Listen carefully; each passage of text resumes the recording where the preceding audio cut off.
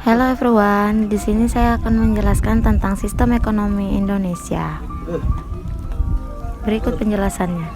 Masa demokrasi liberal, sistem ekonomi pertama diterapkan di negara Indonesia. Ini terjadi kisaran tahun 1950 sampai 1957, beberapa tahun setelah Indonesia merdeka di tahun 1945. Penanggulangan kondisi itu, banyak kebijakan seperti pengguntingan uang kertas menjadi dua bagian, yaitu untuk alat pembayaran yang sah dan untuk pembelian obligasi pinjaman nasional. Kebijakan tersebut dikatakan kebijakan pemotongan nilai uang dikeluarkan oleh Menteri Keuangan saat itu, yaitu Bapak Syafruddin Prawinegara.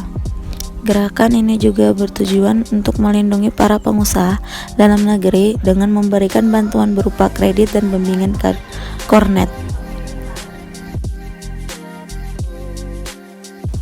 Di masa demokrasi terpimpin, Indonesia mengalami perubahan sistem perekonomian Indonesia dari sistem ekonomi liberal menjadi sistem ekonomi etatisme.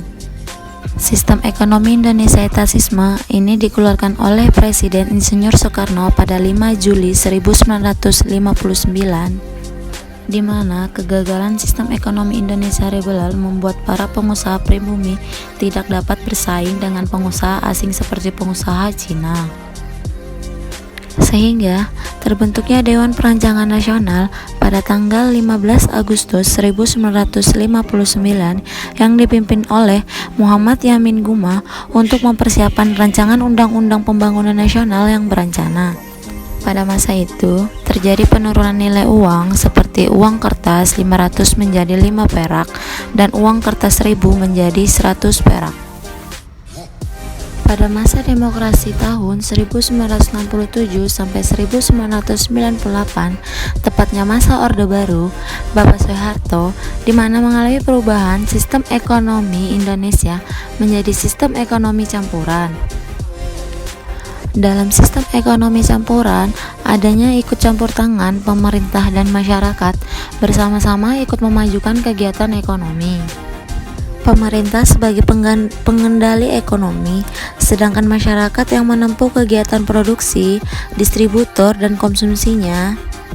Adapun beberapa kebijakan Bapak Soeharto untuk memulihkan perekonomian Indonesia yaitu sebagai berikut: bergabungnya kembali Indonesia dengan IMF dan mengapur hiperinflasi dengan melarangnya perdanaan domestik dalam bentuk percetakan uang.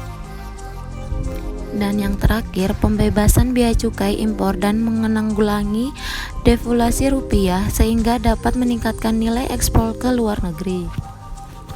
Pada masa tahun 1998 sampai sekarang, sistem ekonomi Indonesia menggunakan sistem ekonomi Pancasila, di mana sistem ekonomi Pancasila merupakan pengembangan dari sistem ekonomi campuran.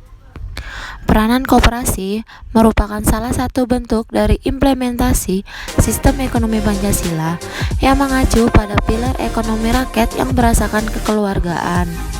Seperti yang dikutip dari Undang-Undang Nomor 25 Tahun 1992 Pasal 3 tentang tujuan koperasi. Pengelolaan ekonomi dilakukan melalui musyawarah yang dilakukan oleh perwakilan rakyat atau DPR.